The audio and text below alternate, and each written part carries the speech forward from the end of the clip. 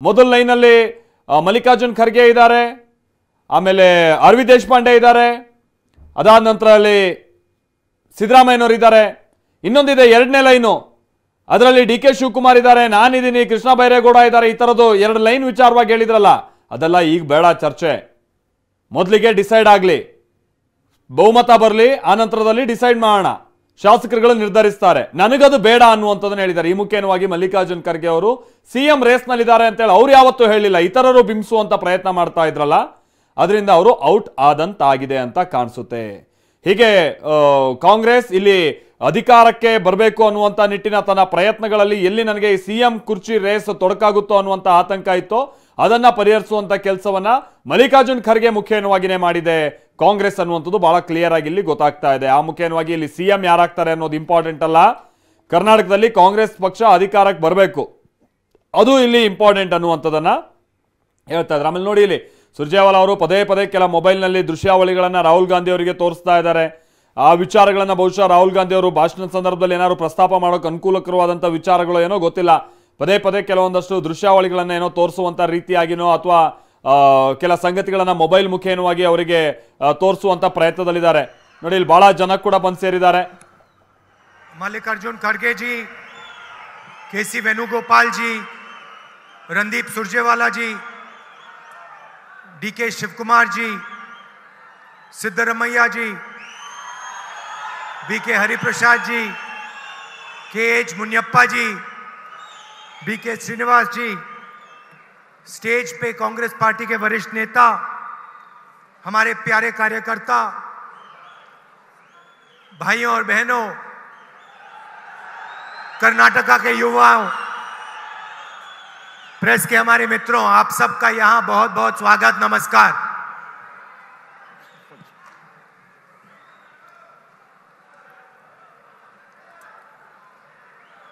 आज मैं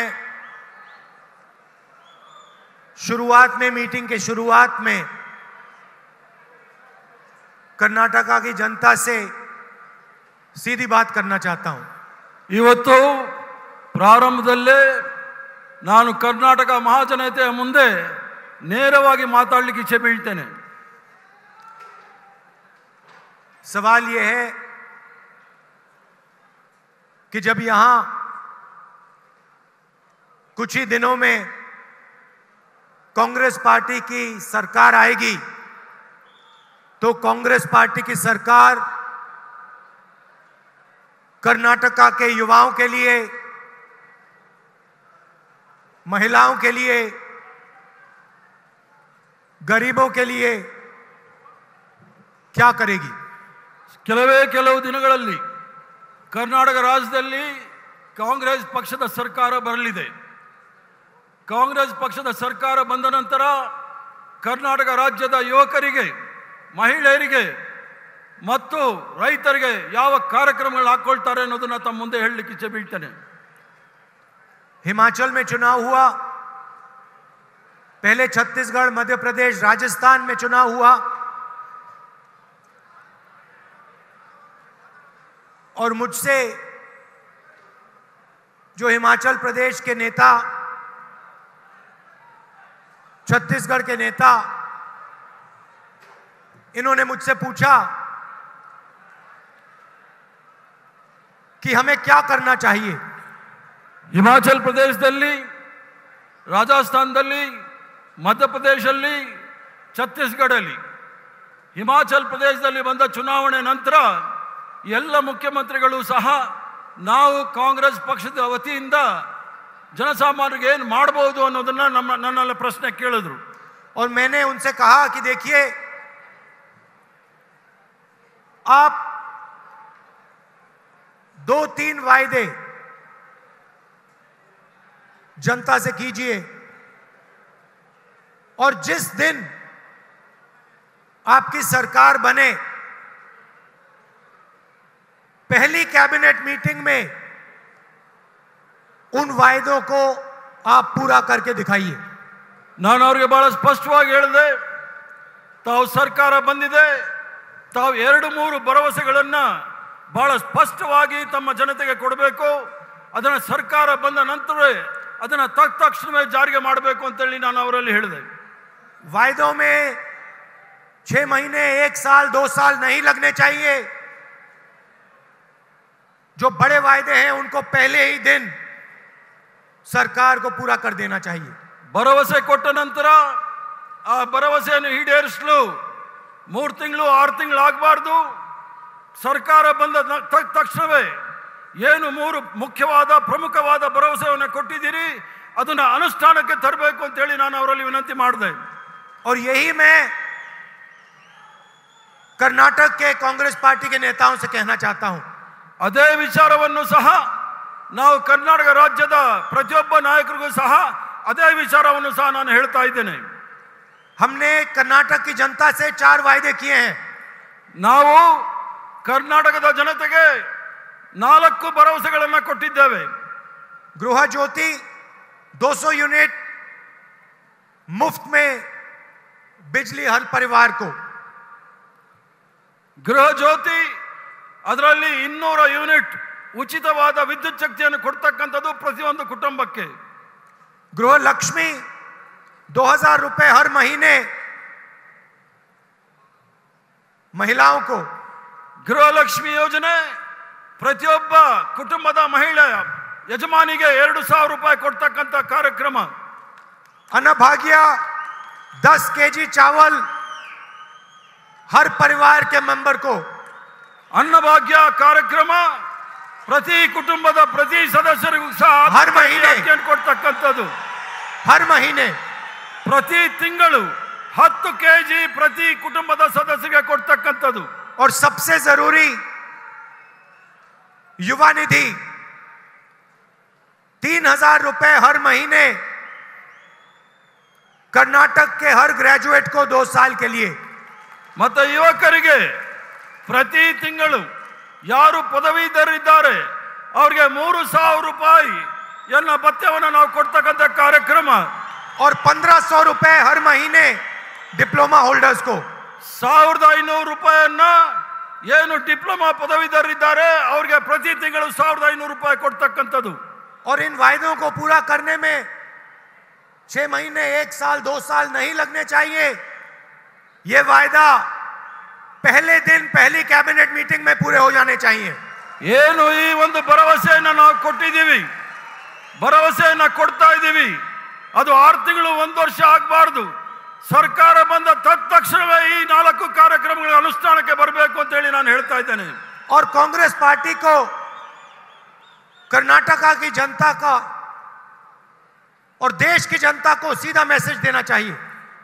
ಕಾಂಗ್ರೆಸ್ ಪಕ್ಷದವರು ಕರ್ನಾಟಕದ ಜನತೆ ಈ ದೇಶಕ್ಕೆ ಒಳ್ಳೆ ಸಂದೇಶವನ್ನು ಕೊಡಬೇಕಾಗಿರ್ತಕ್ಕಂಥದ್ದು ಬಂದಿದೆ. ಈಗ प्रधानमंत्री को मैसेज देना चाहिए. ಪ್ರಧಾನಮಂತ್ರಿ ಅವರ ಹಣ ಜನಸಾಮಾನ್ಯರಿಗೆ ಸಲ್ಲಬೇಕು. कि अगर आप हजारों करोड़ रुपए अदानी जी जैसी कंपनियों को दे सकते हो तो हम गरीबों को, महिलाओं को, युवाओं को पैसा दे सकते हैं. ತಾವು ಅದಾನಿ ಅವರಿಗೆ 1000 ಕೋಟಿ ರೂಪಾಯಿಗಳನ್ನ ಉಚಿತವಾಗಿ ಕೊಡುವಾಗ ನಾವು ರಾಷ್ಟ್ರದ ಜನತೆಗೆ ಉಚಿತವಾಗಿ ಬಡವರಿಗೆ, ಯುವಕರಿಗೆ, ಮಹಿಳೆಯರಿಗೆ ಈ ಕಾರ್ಯಕ್ರಮವನ್ನು ಕೊಡ್ತಕ್ಕಂಥದ್ದು. आपने दिल भर के अदानी जी जैसे लोगों की मदद की. हम दिल भर के कर्नाटक के गरीबों की मदद करेंगे, कमजोरों की मदद करेंगे, महिलाओं की, युवाओं की मदद करेंगे. ಯಾವ ರೀತಿ ಮನಪೂರ್ವಕವಾಗಿ ತಾವು ಅದಾನಿ ಅವರಿಗೆ ಸಹಾಯ ಮಾಡಿದ್ರಿ, ನಾವು ಕಾಂಗ್ರೆಸ್ ಪಕ್ಷದವರು ಮನಪೂರ್ವಕವಾಗಿ ಬಡವರಿಗೆ, ಮಹಿಳೆಯರಿಗೆ, ಯುವಕರಿಗೆ ಸಹಾಯ ಮಾಡ್ತಕ್ಕಂಥ ಕೆಲಸವನ್ನ ಮಾಡ್ತೀವಿ ಅಂತ ಹೇಳ್ತಾ ಇದ್ದೀನಿ. आप अपना काम करो, हम अपना काम करेंगे. ಪ್ರಧಾನಮಂತ್ರಿ ಅವರೇ, ತಾವು ತಮ್ಮ ಕೆಲಸ ಮಾಡಿ, ನಾವು ನಮ್ಮ ಕೆಲಸವನ್ನು ಮಾಡ್ತೇವೆ. कर्नाटक में बीजेपी ने क्या काम किया? ಕರ್ನಾಟಕದಲ್ಲಿ ಭಾರತೀಯ ಜನತಾ ಪಾರ್ಟಿ ಏನು ಕೆಲಸ ಮಾಡಿದೆ ಅನ್ನೋದು ಯೋಚನೆ ಮಾಡಿ. क्या काम किया? मैं आपसे पूछ रहा हूं. ತಮ್ಮನ್ ಕೇಳ್ತಾ ಇದೀವಿ, ಬಿಜೆಪಿ ಏನ್ ಕೆಲಸ ಮಾಡಿದೆ? ಜೋರಾಗಿ ಹೇಳ್ಬೇಕು. 40% कमीशन खाया.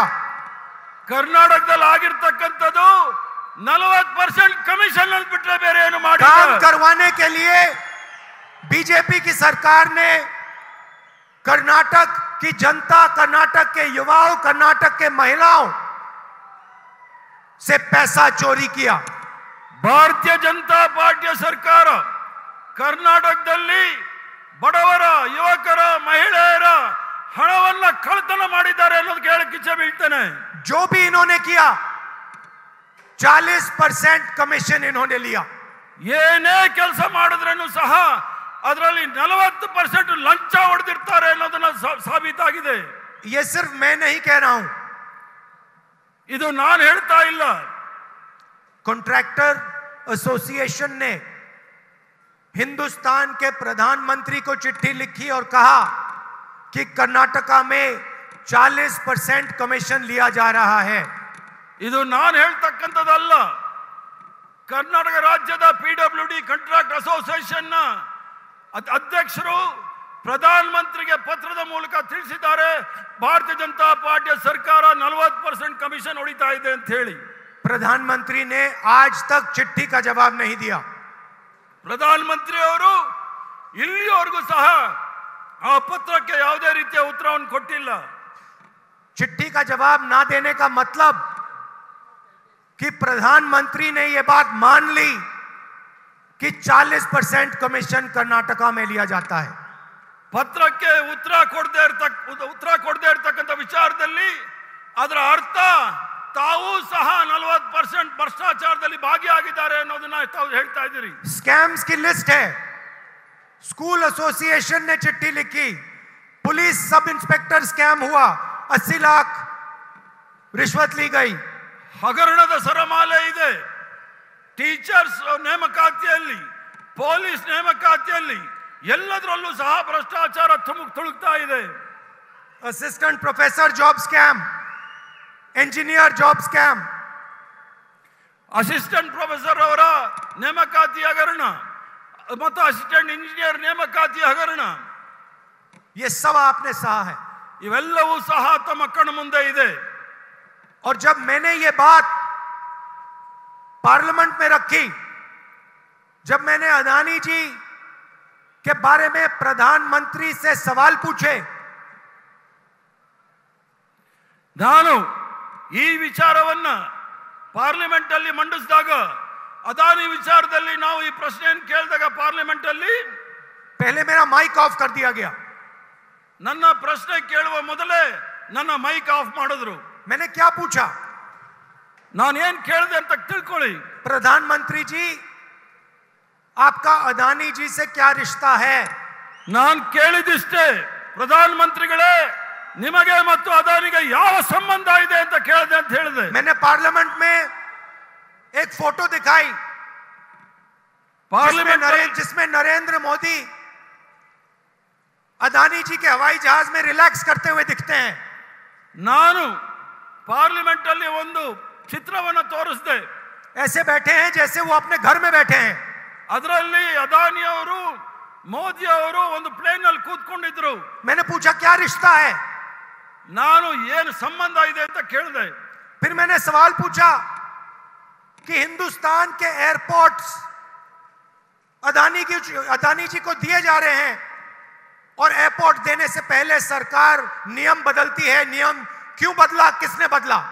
ದೇಶದ ವಿಮಾನ ನಿಲ್ದಾಣಗಳನ್ನ ಅದಾನಿ ಅವರಿಗೆ ಎಲ್ಲ ಕಾನೂನನ್ನ ಬದಲಾವಣೆ ಮಾಡಿ ಅದಾನಿ ಅವರಿಗೆ ಕೊಡ್ತಾ ಇದ್ದಾರೆ, ಯಾಕೆ ಕೊಡ್ತಾ ಇದ್ದಾರೆ ಅಂತ ಹೇಳಿ ನನ್ನ ಪ್ರಶ್ನೆ ಕೇಳಿದೆ. नियम था कि एयरपोर्ट चलाने के लिए एक्सपीरियंस होना चाहिए। अदानी जी का कोई एक्सपीरियंस नहीं है एयरपोर्ट चलाने में। ಏನು ನಿಯಮದಲ್ಲಿ ಅನುಭವ ಇರತಕ್ಕಂಥವ್ರಿಗೆ ಏರ್ಪೋರ್ಟ್ ಕೊಡ್ತಕ್ಕಂಥ ನಿಯಮ ಇದೆ, ಆದ್ರೆ ಅದಾನಿ ಅವ್ರಿಗೆ ಯಾವುದೇ ರೀತಿಯ ಅನುಭವ ಇಲ್ಲ, ಅವ್ರಿಗೆ ಯಾಕೆ ಅದನ್ನ ವಿಮಾನ ನಿಲ್ದಾಣವನ್ನ ಕೊಡ್ತಾ ಇದ್ದೀರಿ ಅಂತ ನನ್ನ ಪ್ರಶ್ನೆ. मुंबई एयरपोर्ट उनके हवाले कर दिया गया। ಮುಂಬೈನ ದೊಡ್ಡ ವಿಮಾನ ನಿಲ್ದಾಣ ಅವ್ರ ಕೈ ಕೊಟ್ಟಾಯ್ತು. जिसका एयरपोर्ट था उस पे सीबीआई ईडी के केसेस लगा दिए। ಯಾರು ಆ ಏರ್ಪೋರ್ಟ್ ಅನ್ನ ನಿರ್ಮಿಸಿದ್ರು ಅವರ ವಿರುದ್ಧ ಇಡಿ ಸಿಬಿಐ ನ ದಾಳಿ ನಡೆಸಿ ಅವರಿಂದ ಬಾ ಬೀಳಿಸಿ ಅದನ್ನ ತೆಗೆದುಕೊಂಡಿದ್ದಾರೆ. और उससे एयरपोर्ट छिनवा दिया और अदानी जी के हवाले कर दिया। ಆ ಏರ್ಪೋರ್ಟ್ ಅನ್ನ ಆ ನಿರ್ಮಾಣ ಮಾಡಿದವರಿಂದ ಕಿತ್ಕೊಂಡು ಅದಾನಿ ಅವರು ಕೈ ಕೊಟ್ಟಿರ್ತಕ್ಕಂಥದ್ದು. ऑस्ट्रेलिया में हिंदुस्तान के प्रधानमंत्री ऑस्ट्रेलिया के नेता के साथ बैठे हैं, उसी मेज पे अदानी जी बैठे हैं, उसी मेज पे स्टेट बैंक ऑफ इंडिया के चेयरमैन के सीनियर मेंबर बैठे हैं. ಆಸ್ಟ್ರೇಲಿಯಾಗೆ ಪ್ರಧಾನಮಂತ್ರಿ ಅವರು ಅಧಿಕೃತವಾಗಿ ಭೇಟಿ ಕೊಟ್ಟಾಗ ಪ್ರಧಾನಮಂತ್ರಿ ಅವರ ಜೊತೆ ಅದಾನಿ ಅವರು ಮತ್ತು ಮೈಸೂರು ಸ್ಟೇಟ್ ಬ್ಯಾಂಕ್ ಆಫ್ ಇಂಡಿಯಾದ ಅಧಿಕಾರಿಗಳು ಸಹ ಅವ್ರ ಜೊತೆ ಕುಳಿತಿರ್ತಕ್ಕಂಥ ನಾವೆಲ್ಲರೂ ಸಹ ನೋಡಿದ್ದೇವೆ. और उसी के एकदम बाद स्टेट बैंक अदानी जी को हजारों करोड़ रुपए का बैंक लोन दे देता है. मैंने पूछा किसने करवाया. ಆ ಒಂದು ಸಭೆ ನಡೆದ ನಂತರ ತತ್ಕ್ಷಣವೇ ಸ್ಟೇಟ್ ಬ್ಯಾಂಕ್ ಆಫ್ ಇಂಡಿಯಾದವರು ಸಾವಿರಾರು ಕೋಟಿ ರೂಪಾಯಿಗಳ ಸಾಲವನ್ನು ಅದಾನಿ ಅವರು ಕೊಡ್ತಾರೆ. ಯಾವ ಕಾನೂನು ಅವ್ರಿಗೆ ಕೊಟ್ರಿ ಅಂತ ನನ್ನ ಪ್ರಶ್ನೆ. श्रीलंका में पोर्ट अथॉरिटी का एक चेयरमैन कहता है कि श्रीलंका के राष्ट्रपति ने उसे बताया कि नरेंद्र मोदी ने कहा है कि अदानी जी की मदद करनी है. ಶ್ರೀಲಂಕಾದ ಬಂದರಿನ ಒಬ್ಬ ಚೇರ್ಮನ್ ಹೇಳ್ತಾರೆ, ಪ್ರಧಾನಮಂತ್ರಿ ಅವರು ಈ ಒಂದು ಬಂದರನ್ನ ನಾವು ಅದಾನಿ ಅವರಿಗೆ ಕೊಡಬೇಕು ಅಂತ ಹೇಳಿ ನಮ್ಮ ಮೇಲೆ ಒತ್ತಡ ಹಾಕಿದ್ದಾರೆ ಅಂತ ಹೇಳಿ. प्रधानमंत्री बांग्लादेश जाते हैं, उसके एकदम बाद अदानी जी को कॉन्ट्रैक्ट मिल जाता है. ಪ್ರಧಾನಮಂತ್ರಿ ಅವರು ಬಾಂಗ್ಲಾದೇಶ್ಗೆ ಹೋಗ್ತಾರೆ. ಬಾಂಗ್ಲಾದೇಶ್ಗೆ ಹೋದ ತಕ್ಷಣವೇ ಅದಾನಿ ಅವ್ರಿಗೆ ಅಲ್ಲಿರ್ತಕ್ಕಂಥ ಕಾಂಟ್ರಾಕ್ಟ್ಗಳು ಸಿಗುತ್ತೆ. प्रधानमंत्री इजराइल जाते हैं, अदानी जी को डिफेंस कॉन्ट्रैक्ट मिल जाते हैं, पोर्ट मिल जाता है. ಪ್ರಧಾನಮಂತ್ರಿ ಅವರು ಇಸ್ರೇಲ್ ರಾಷ್ಟ್ರಕ್ಕೆ ಹೋಗ್ತಾರೆ, ಅಲ್ಲೂ ಸಹ ಬಂದರು ಮತ್ತು ಡಿಫೆನ್ಸ್ ಅಂದ್ರೆ ರಕ್ಷಣಾ ಇಲಾಖೆಯ ಕಾಂಟ್ರಾಕ್ಟ್ಗಳನ್ನು ಅವರು ಕೊಡಿಸ್ತಾರೆ. ये सवाल मैंने पूछे. ಈ ಪ್ರಶ್ನೆಯನ್ನ ನಾನು ಪಾರ್ಲಿಮೆಂಟ್ ಅಲ್ಲಿ ಕೇಳಿರ್ತಕ್ಕಂಥದ್ದು. मैंने पार्लियामेंट में पूछा, अदानी जी की शेल कंपनी है. ಪಾರ್ಲಿಮೆಂಟ್ ಅಲ್ಲಿ ನಾನು ಕೇಳಿದೆ, ಅದಾನಿ ಅವರ ನಕಲಿ ಕಂಪನಿಗಳು ಇದೆ, बेनामी ಹೆಸರಿನಲ್ಲಿ ಇರ್ತಕ್ಕಂಥದ್ದು. ये किसकी है? इसमें 20,000 करोड़ रुपए किसका है? ये सवाल मैंने पूछा. ಈ ಬೇನಾಮಿ ಕಂಪನಿ ನಕಲಿ ಕಂಪನಿನಲ್ಲಿ ಇರ್ತಕ್ಕಂಥ 20,000 ಕೋಟಿ ರೂಪಾಯಿ ಯಾರ್ದು ಅಂತ ನಾನು ಪ್ರಶ್ನೆ ಮಾಡಿದ್ದೇನೆ. उसके बाद पहली बार इतिहास में सरकार ने पार्लियामेंट को नहीं चलने दिया. ಅದ ನಂತರ ಇಡೀ ಇತಿಹಾಸದಲ್ಲಿ ಮೊದಲನೇ ಬಾರಿಗೆ ಸರ್ಕಾರ ಪಾರ್ಲಿಮೆಂಟ್ ನ ನಡೆಸಲಿಕ್ಕೆ ಬಿಡಲಿಲ್ಲ. आमतौर से ऑपोजिशन पार्लियामेंट को रोकती है. पहली बार इतिहास में बीजेपी की सरकार ने, उनके मंत्रियों ने पार्लियामेंट को रोका. ಇತಿಹಾಸವನ್ನು ತಾವು ನೋಡಿದಾಗ ಯಾವತ್ತೂ ಸಹ ಸರ್ಕಾರದ ವಿರೋಧ ಪಕ್ಷದವರು ನಾವು ಸದನವನ್ನು ನಡೆಸಲಿಕ್ಕೆ ಬಿಡ್ತಾ ಇರಲಿಲ್ಲ. ಆದ್ರೆ ಇತಿಹಾಸದ ಮೊಟ್ಟ ಮೊದಲನೇ ಬಾರಿಗೆ ಬಿಜೆಪಿಯ ಸರ್ಕಾರ ಈ ಒಂದು ಪಾರ್ಲಿಮೆಂಟ್ ನಡೆಸಲಿಕ್ಕೆ ಬಿಡಲಿಲ್ಲ. उसके बाद बीजेपी के मंत्रियों ने पार्लियामेंट में मेरे बारे में झूठ बोला. ಅದ ನಂತರ ಭಾರತೀಯ ಜನತಾ ಪಾರ್ಟಿಯ ಕೇಂದ್ರ ಮಂತ್ರಿಗಳು ನನ್ನ ರಾಹುಲ್ ಗಾಂಧಿ ಅವರ ಮೇಲೆ ಸುಳ್ಳು ಅಪಪ್ರಚಾರಗಳನ್ನು ಮಾಡಲಿಕ್ಕೆ ಪ್ರಯತ್ನ ಮಾಡಿದ್ರು. कानून में नियम है, पार्लियामेंट में नियम है, अगर कोई भी मेंबर दूसरे मेंबर के बारे में बोलता है तो उस मेंबर को पार्लियामेंट पे बोलने का मौका दिया जाना चाहिए. ये कानून है पार्लियामेंट का. ಪಾರ್ಲಿಮೆಂಟ್ ಅಲ್ಲಿ ಆ ಪಾರ್ಲಿಮೆಂಟ್ ನಡೆಸತಕ್ಕಂಥ ನಿಯಮದ ಅನುಸಾರ ಯಾರಾದರೂ ಒಬ್ಬ ಸದಸ್ಯನ ಹೆಸರು ತೆಗೆದ್ರೆ ಆ ಸದಸ್ಯನಿಗೆ ಅವಕಾಶ ಮಾಡಿಕೊಡ್ಬೇಕಾಗಿರ್ತಕ್ಕಂಥದ್ದು ಮಾತಾಡಲಿಕ್ಕೆ. मैंने स्पीकर को 2 चिट्ठियां लिखी, कहा कि देखिए ये मेरा हक है, मेरे ऊपर आरोप रखा गया है, मुझे कहना है, मुझे जवाब देना है.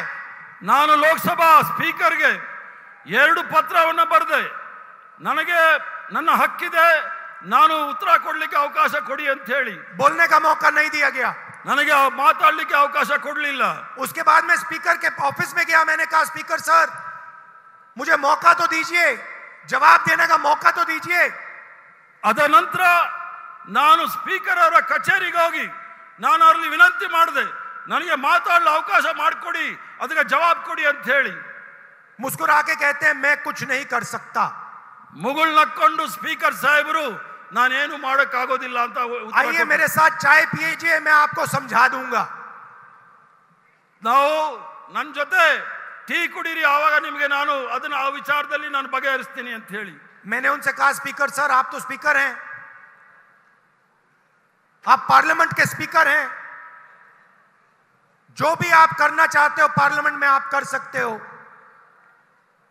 आप अपना काम क्यों नहीं कर रहे हो? ತಾವು ಲೋಕಸಭೆಯ ಸ್ಪೀಕರ್, ತಾವು ಏನು ಬೇಕಾದರೂ ಪಾರ್ಲಿಮೆಂಟ್ ಅಲ್ಲಿ ನಡೆಸಬಹುದು, ತಮ್ಮ ಅಧಿಕಾರವನ್ನು ಚಲಾಯಿಸಬೇಕು, ಆದ್ರೆ ತಾವು ಮಾಡ್ತಾ ಇಲ್ಲ। मुस्कुरा के मेरी ओर देखते हैं, ಪುನಃ ಮುಗುಳು ನಕ್ಕೊಂಡು ನನ್ನ ಕಡೆ ನೋಡ್ತಾ ಇದ್ದಾರೆ। उसके बाद वहां नहीं रुके। वो नहीं चाहते हैं कि मैं पार्लियामेंट में अदानी जी की बात रखूं, वो डरते हैं। ಅಲ್ಲಿಗೆ ಅದು ನಿಲ್ಲಿಲ್ಲ, ಅವರು ನನ್ನಲ್ಲಿ ನಿರೀಕ್ಷೆ ಮಾಡ್ತಾರೆ ನಾನು ಅದಾನಿ ವಿಚಾರವನ್ನ ಪಾರ್ಲಿಮೆಂಟ್ ಅಲ್ಲಿ ಮಾತಾಡಬಾರ್ದು ಅಂತ ಹೇಳಿ, ಯಾಕಂದ್ರೆ ಅದಾನಿ ವಿಚಾರ ತೆಗೆದ್ರೆ ಅವರು ಬಾ ಬೀಳ್ತಾ ಇದ್ದಾರೆ। उसके बाद मुझे पार्लियामेंट से डिस्क्वालीफाई कर दिया। ಅದಾದ ನಂತರ ನನ್ನನ್ನ ಲೋಕಸಭಾ ಸದಸ್ಯತ್ವದಿಂದ ನನ್ನನ್ನು ಬರ್ಖಾಸ್ ಮಾಡ್ತಾರೆ, ಅನರ್ಹರಾಗಿ ಮಾಡ್ತಾ ಇರ್ತಕ್ಕಂಥದ್ದು ನಾವು ನೋಡಿದ್ದೇವೆ। ये सोचते हैं कि पार्लियामेंट से मुझे हटाकर धमकाकर डरा देंगे। ಇವರು ಭಾರತೀಯ ಜನತಾ ಪಾರ್ಟಿಯವರು ಯೋಚನೆ ಮಾಡಬಹುದು, ನನ್ನನ್ನು ಪಾರ್ಲಿಮೆಂಟ್ ಇಂದ ಅನರ್ಹ ಮಾಡಿ ನನಗೆ ಭಯ ಬೀಳಿಸೋ ಪ್ರಯತ್ನ ಮಾಡಿದ್ರೆ ನಾನೇನಾದ್ರೂ ಬಗ್ತೀನಿ ಅಂತ ಹೇಳಿ। मैं नहीं डरता इनसे। ನಾನು ಇದಕ್ಕೆಲ್ಲ ಭಯ ಬೀಳೋನಲ್ಲ। मैं फिर से दोहराता हूं, प्रधानमंत्री जी, आपका अदानी जी के साथ क्या रिश्ता है? और ये 20,000 करोड़ रुपए जो शेल कंपनीज में है वो किसके हैं? ये जो बेनामी पैसा है वो किसका है और कहां से आया? ನಾನು ಪುನಃ ಉಚ್ಚಾರಣೆ ಮಾಡ್ತೇನೆ, ಪುನರುಚ್ಚಾರ ಮಾಡ್ತೀನಿ, ಪ್ರಧಾನಮಂತ್ರಿ ಅವರೇ, ನರೇಂದ್ರ ಮೋದಿ ಅವರೇ, ಈ ಅದಾನಿ ಅವರ ನಕಲಿ ಕಂಪನಿಗಳಲ್ಲಿ ಇರ್ತಕ್ಕಂಥ 20,000 ಕೋಟಿ ಎಲ್ಲಿಂದ ಬಂತು ಅಂತ ನಾನು ಈಗಲೂ ಪ್ರಶ್ನೆ ಮಾಡ್ತೀನಿ, ಮುಂದೆನೂ ಪ್ರಶ್ನೆ ಮಾಡ್ತೇನೆ। और जब तक इसका जवाब नहीं मिलेगा तब तक मैं नहीं रुकने वाला हूं। ನನಗೆ ಎಲ್ಲಿ ತನಕ ಈ ವಿಚಾರದಲ್ಲಿ ಉತ್ತರ ಸಿಗೋದಿಲ್ಲ ಅಲ್ಲಿ ತನಕ ನನ್ನ ಹೋರಾಟ ಮುಂದುವರಿಯುತ್ತೆ ಅನ್ನೋದು ಹೇಳ್ತಾ ಇದ್ದೇನೆ। मुझे डिस्क्वालीफाई कर दो, जेल में डाल दो, कुछ भी कर दो, कोई फर्क नहीं पड़ता। ನನ್ನನ್ನು ಅನರ್ಹ ಮಾಡು, ಜೈಲ್ಗೆ ಹಾಕು, ನನಗೇನು ವ್ಯತ್ಯಾಸ ಆಗೋದಿಲ್ಲ ಈ ಹೋರಾಟದಲ್ಲಿ। अदानी जी एक चिन्ह है। ಅದಾನಿ ಅವರು ಒಂದು ಮಾದರಿಯಾಗಿದ್ದಾರೆ ಮೋದಿ ಅವರಿಗೆ। करप्शन के एक चिन्ह है।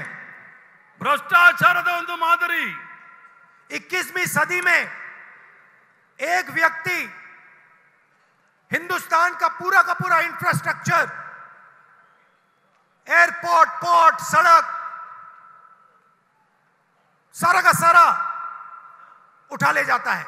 21ನೇ ಶತಮಾನದ ಇತಿಹಾಸ, ಕೇವಲ ಒಬ್ಬ ಮನುಷ್ಯ ಭಾರತ ದೇಶದ ಮೂಲಭೂತ ಸೌಕರ್ಯಗಳನ್ನೆಲ್ಲರೂ ಸಹ, ಏರ್ಪೋರ್ಟ್ ಇರಬಹುದು, ಬಂದರ್ ಇರಬಹುದು, ಎಲ್ಲರೂ ಸಹ ಒಬ್ಬರ ಕೈಯಲ್ಲಿದೆ। हजारों करोड़ रुपए धन जादू से उनकी कंपनी में आ जाता है। ಸಾವಿರಾರು ಕೋಟಿ ರೂಪಾಯಿಗಳು ಯಾವುದೋ ಒಂದು ಮಂತ್ರ ಜಾಲ ರೀತಿಯಲ್ಲಿ ಎಲ್ಲ ಅವರ ಅಕೌಂಟ್ಗೆ ಬರ್ತಾ ಇದೆ। सबसे जरूरी इंफ्रास्ट्रक्चर, डिफेंस इंफ्रास्ट्रक्चर की कंपनी में चाइना का एक डायरेक्टर बैठा है। ಬಹಳ ಪ್ರಮುಖವಾದ ಗಂಭೀರವಾದ ಒಂದು ಇಲಾಖೆಯಲ್ಲಿ, ರಕ್ಷಣಾ ಇಲಾಖೆಯಲ್ಲಿ ಇವತ್ತು ಚೈನಾದ ಒಬ್ಬರು ಡೈರೆಕ್ಟರ್ ಅಲ್ಲಿ ಬಂದು ಕುತ್ಕೊಂಡಿದ್ದಾರೆ। अदानी जी की शेल कंपनी में चाइना का डायरेक्टर है, बात समझिए। ಅದಾನಿ ಅವರ ನಕಲಿ ಕಂಪನಿಗಳಲ್ಲಿ ಚೈನಾದ ಡೈರೆಕ್ಟರ್ ಇದ್ದಾರೆ ಅನ್ನೋದನ್ನ ನಾನು ಮುಂದೆ ಹೇಳಲಿಕ್ಕೆ ಇಚ್ಛೆ ಬೀಳ್ತೇನೆ। कोई इन्वेस्टिगेशन नहीं हो रहा। ಆ ವಿಚಾರದಲ್ಲಿ ಯಾವುದೇ ರೀತಿಯ ತನಿಖೆ ನಡೀತಾ ಇಲ್ಲ। अदानी जी डिफेंस में काम करते हैं, कोई इन्वेस्टिगेशन नहीं हो रहा कि भैया आपकी कंपनी में चाइना का डायरेक्टर कैसे बैठा हुआ है, ये है कौन, किसने बैठाया इसको, क्यों बैठाया। ಅದಾನಿ ಅವರ ಕಂಪನಿಗಳಲ್ಲಿ ಚೈನಾದ ಡೈರೆಕ್ಟರ್ ಇರ್ತಕ್ಕಂಥದನ್ನ ಯಾಕೆ ಅಲ್ಲಿ ಕೂರಿಸ್ಕೊಂಡಿದ್ದೀರಾ, ಯಾಕೆ ಡೈರೆಕ್ಟರ್ ಮಾಡಿದ್ದೀರಾ ಅಂತ ಹೇಳಿ ಯಾರು ಸಹ ಉತ್ತರ ಕೊಡ್ತಾ ಇಲ್ಲ।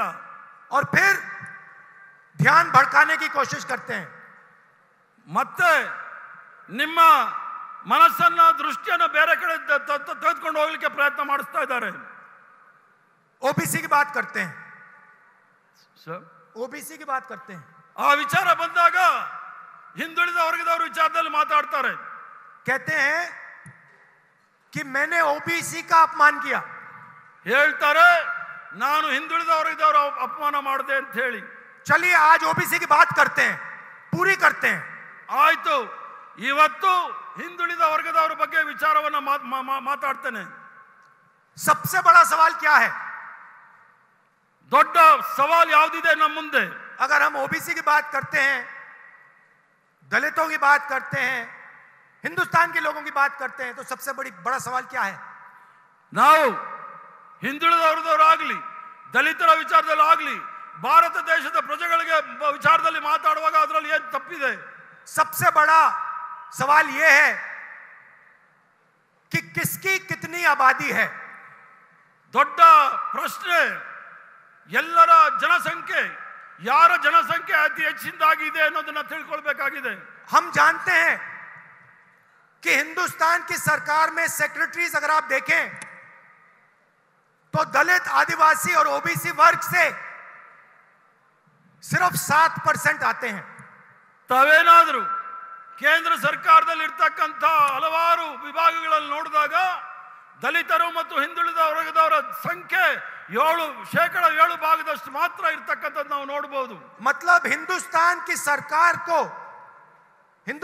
सरकार की रीढ़ की हड्डी जो है secretaries of government of India, उसमें से सिर्फ 7% दलित, आदिवासी और ओबीसी वर्ग से आते हैं. ಏನು ಕೇಂದ್ರ ಸರ್ಕಾರದ ವಿವಿಧ ವಿಭಾಗಗಳ ಬೆನ್ನುಮೂಳೆ ಅಂತ ಹೇಳಿಸ್ಕೊಳ್ತಕ್ಕಂಥ ಸೆಕ್ರೆಟರಿಗಳು ಅದರಲ್ಲಿ ನೋಡಿದಾಗ ಕೇವಲ 7% ಮಾತ್ರ ದಲಿತರು ಮತ್ತು ಹಿಂದುಳಿದ ವರ್ಗದವರು तो ಇರ್ತಕ್ಕಂಥ. सबसे बड़ा सवाल है हिंदुस्तान में ओबीसी कितने हैं, आदिवासी कितने हैं, दलित कितने हैं?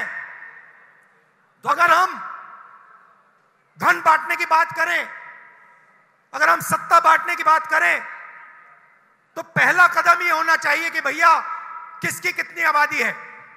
ತಾವು ಹಿಂದೂಸ್ತಾನದ ವಿಚಾರವನ್ನು ನೋಡಿದಾಗ ಅತಿ ಹೆಚ್ಚಿನ ಜನಸಂಖ್ಯೆ ಯಾರ್ದಿದೆ, ದಲಿತರು, ಹಿಂದುಳಿದ ವರ್ಗದವರು ಮತ್ತು ಅನ್ಯ ಭಾಗದವರು ಸಹ ಅವರ ಜನಸಂಖ್ಯೆ ಅನುಗುಣವಾಗಿ ಏನು ತಾವು ಅವಕಾಶಗಳನ್ನು ಕೊಟ್ಟಿದ್ದಾರೆ ಅನ್ನೋದು ನೋಡಬೇಕಾಗಿದೆ. यूपीए ने, कांग्रेस पार्टी ने 2011 में कास्ट बेस्ड सेंसस किया. 2011ನೇ ಇಸ್ವಿಯಲ್ಲಿ ಯುಪಿಎ ಸರ್ಕಾರ ಜಾತಿವಾರು ಗಣನೆ ಆಗಬೇಕು, ಜನಸಂಖ್ಯೆ ಗಣನೆ ಆಗಬೇಕು ಅಂತ ಹೇಳಿ ನಾವು ಮಾಡಿದ್ವಿ. पूरे देश की जातियों का डेटा उस सेंसस में है. ಇಡೀ ಭಾರತ ದೇಶದ ಪ್ರತಿಯೊಂದು ಅಂಕಿ ಅಂಶಗಳು ಆ ಡೇಟಾ ಇದರಲ್ಲಿದೆ. मोदी जी, आप ओबीसी की बात करते हैं, उस डेटा को आप पब्लिक कर दीजिए. ನರೇಂದ್ರ ಮೋದಿ ಅವರೇ, ತಾವು ಓಬಿಸಿಗಳ ವಿಚಾರದಲ್ಲಿ ಮಾತಾಡ್ತಾ ಇದ್ದೀರಿ, ನಿಮ್ಗೇನಾದ್ರೂ ಧೈರ್ಯ ಇದ್ರೆ ಆ 2011ನೇ ಜನಗಣತಿಯನ್ನು ನೀವು ಬಹಿರಂಗ ಮಾಡಿ. पता लग जाए देश में कितने ओबीसी हैं, कितने दलित हैं, कितने आदिवासी हैं. ಸಾರ್ವಜನಿಕರಲ್ಲಿ ಬಹಳ ಸ್ಪಷ್ಟವಾಗಿ ಗೊತ್ತಾಗಲಿ, ಜನಸಂಖ್ಯೆ ಆಧಾರಿತದಲ್ಲಿ ಓಬಿಸಿಗಳು ಎಷ್ಟಿದ್ದಾರೆ, ಎಸ್ಸಿ ಎಸ್ಟಿಗಳು ಎಷ್ಟಿದ್ದಾರೆ ಅಂತ ಹೇಳಿ. अगर सबको भागीदार बनाना है, सबको इस देश की प्रगति में शामिल करना है, तो यह तो मालूम होना चाहिए कि कौन कितने हैं. ಆದ್ರೆ ತಮ್ಗೇನಾದ್ರೂ ಮನಸ್ಸಲ್ಲಿ ಇದ್ರೆ ಪ್ರತಿಯೊಬ್ಬರನ್ನು ಸಹ ಮುಖ್ಯ ಧಾರೆಯಲ್ಲಿ ನಾವು ತೆಗೆದುಕೊಂಡು ಹೋಗ್ಬೇಕಾದ್ರೆ ನಮಗೆ ಗೊತ್ತಾಗಬೇಕು ಜನಸಂಖ್ಯೆ ಅನುಗುಣವಾಗಿ ಯಾರ್ಯಾರು ಎಷ್ಟು ಜನಸಂಖ್ಯೆ ಇದೆ ಅಂತ ಹೇಳಿ. तो मोदी जी, कास्ट सेंसस का डेटा आप रिलीज कीजिए, देश की जनता को पता लग जाए देश में ओबीसी कितने हैं, दलित कितने हैं, आदिवासी कितने हैं. ಮೋದಿಜಿ ಅವರೇ, ಏನು ನಮ್ಮ ಜಾತಿ ಜನಗಣತಿ ಇದೆ ಅದನ್ನ ಬಹಿರಂಗಗೊಳಿಸಲಿ, ಸಾರ್ವಜನಿಕರಿಗೆ ಗೊತ್ತಾಗಲಿ ಓಬಿಸಿ ಎಸ್ಸಿ ಎಸ್ಟಿ ಎಷ್ಟಿದ್ದಾರೆ ಅಂತ ಹೇಳಿ. और अगर आप ये काम नहीं करेंगे तो ये ओबीसी पर अपमान है. ತಾವೇನಾದರೂ ಈ ಒಂದು ಕೆಲಸ ಮಾಡಲಿಲ್ಲ ಅಂದ್ರೆ ಅದು ಹಿಂದುಳಿದ ವರ್ಗದವರಿಗೆ ಮಾಡಿದ ದೊಡ್ಡ ಅಪಮಾನ ಅಂತ ಹೇಳಲಿಕ್ಕೆ ಇಚ್ಛೆ ಬೀಳ್ತೇನೆ. आपने ओबीसी की बात की, देश को दिखा दीजिए देश में कितने ओबीसी हैं. ತಾವು ಓಬಿಸಿ ವಿಚಾರವನ್ನ ಮಾತಾಡಿದ್ರಿ, ಹಿಂದುಳಿದ ವರ್ಗದವರ ವಿಚಾರ ಮಾತಾಡಿದ್ರಿ, ಅವ್ರಿಗೆ ತಿಳಿಸಿ ಅವ್ರ ಜನಸಂಖ್ಯೆ ಎಷ್ಟಿದೆ ಅಂತ ಹೇಳಿ. और फिर देश को समझाइए कि आपकी सरकार में सिर्फ 7% सेक्रेटरीज ओबीसी, दलित और आदिवासी में से क्यों आते हैं. ಮತ್ತೆ ದೇಶದ ಜನತೆಗೆ ತಿಳಿಸಿ ಕೇಂದ್ರ ಸರ್ಕಾರದ ವಿಭಾಗೀಯ ಮಟ್ಟದಲ್ಲಿ ಕೇವಲ 7% ಭಾಗದಷ್ಟು ಮಾತ್ರ ಅಧಿಕಾರಿಗಳು ಯಾಕಿದ್ದಾರೆ ಅಂತ ಹೇಳಿ. दूसरी बात, जो एससी और एसटी का कोटा है उसको उनकी आबादी से प्रोपोर्शन कर दीजिए. ಮತ್ತೆ ಎಸ್ಸಿ ಎಸ್ಟಿ ಅವರ ಜನಸಂಖ್ಯೆ ಆಧಾರಿತ ಅವರ ಜನಸಂಖ್ಯೆ ಅನುಗುಣವಾಗಿ ಅವರಿಗೆ ಅವಕಾಶಗಳನ್ನು ಕೊಡಿ. और तीसरी बात, जो रिजर्वेशंस पे आपने 50% का कैप लगा रखा है उसको हटा दीजिए. ಮತ್ತೊಂದು ವಿಚಾರ ಏನು ಮೀಸಲಾತಿ ವಿಚಾರದಲ್ಲಿ 50% ನಾವು ತಾವು ಅದನ್ನ ಇಟ್ಟಿದ್ದೀರಿ, ಅದನ್ನ ತೆಗೆದುಹಾಕಿ. फिर बात करते हैं ओबीसी का अपमान कौन करता है. ಆ ನಂತರ ನಾವು ಮಾತಾಡಬಹುದು ಓಬಿಸಿ ವಿಚಾರದಲ್ಲಿ ಯಾರು ಅಪಮಾನ ಮಾಡ್ತಾ ಇದ್ದಾರೆ ಅಂತ ಹೇಳಿ. भाइयों और बहनों, कर्नाटक में कांग्रेस पार्टी की सरकार आने वाली है. ಅಕ್ಕ ತಂಗಿಯರೇ, ಕರ್ನಾಟಕ ರಾಜ್ಯದಲ್ಲಿ ಕಾಂಗ್ರೆಸ್ ಪಕ್ಷದ ಸರ್ಕಾರ ಬರಲಿದೆ. प्रधानमंत्री जी सिर्फ अदानी जी जैसे लोगों की मदद करते हैं. ಪ್ರಧಾನಮಂತ್ರಿ ಅವರು ಕೇವಲ ಅದಾನಿ ಅಂತ ಅವರಿಗೆ ಸಹಾಯ ಮಾಡಲಿಕ್ಕೆ ಮುಂದೆ ಬರ್ತಾ ಇದ್ದಾರೆ. कांग्रेस पार्टी कर्नाटका के किसानों, मजदूरों और छोटे व्यापारियों की मदद करेगी. ಕಾಂಗ್ರೆಸ್ ಪಕ್ಷ ಅಧಿಕಾರಕ್ಕೆ ಬಂದ್ರೆ ನಾವು ರೈತರು, ಕಾರ್ಮಿಕರು ಮತ್ತು ಸಣ್ಣ ಉದ್ಯಮಿದಾರರಿಗೆ ಸಹಾಯವನ್ನು ಮಾಡ್ತೇವೆ. मोदी जी ने बैंकों के दरवाजे अरबपतियों के लिए खोले हैं.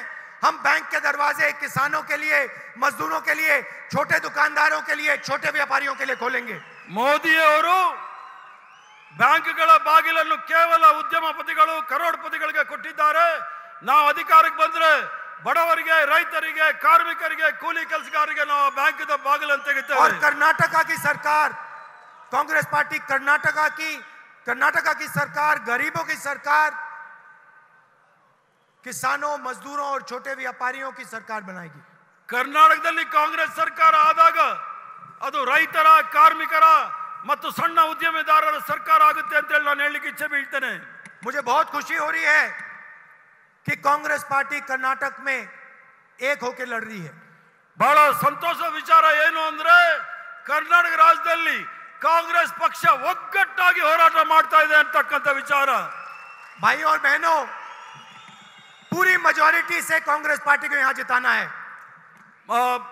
ಅಕ್ಕ ತಂಗಿಯರೇ ಮತ್ತು ಅಣ್ಣ ತಮ್ಮಂದಿರೇ, ಸಂಪೂರ್ಣ ಪೂರ್ಣ ಬಹುಮತದಿಂದ ಕಾಂಗ್ರೆಸ್ ಪಕ್ಷವನ್ನ ಆರಿಸ್ಕಳಿಸಲಿ ಅಂತ ಹೇಳಿ ತಮ್ಮಲ್ಲಿ ವಿನಂತಿ ಮಾಡ್ತಾ एक बात याद रखिए, बीजेपी की पूरी कोशिश होगी कि वो 40% कमीशन वाले पैसे से सरकार को तोड़ने की कोशिश करें. ಒಂದು ಗಮನದಲ್ಲಿ ಇಟ್ಕೊಳ್ಳಿ, ಭಾರತೀಯ ಜನತಾ ಪಾರ್ಟಿ ಸರ್ವ ಪ್ರಯತ್ನ ಮಾಡುತ್ತೆ 40% ಕಮಿಷನ್ ಏನ್ ದುಡ್ಡು ಹೊಡೆದಿದ್ದಾರೆ ಅದನ್ನ ಸರ್ಕಾರವನ್ನ ಬೀಳಿಸಲಿಕ್ಕೆ ಪ್ರಯತ್ನ ಮಾಡ್ತಾರೆ. जो पैसा आपसे चोरी किया उसी का प्रयोग करके फिर से आपकी सरकार चोरी करने की कोशिश करेंगे.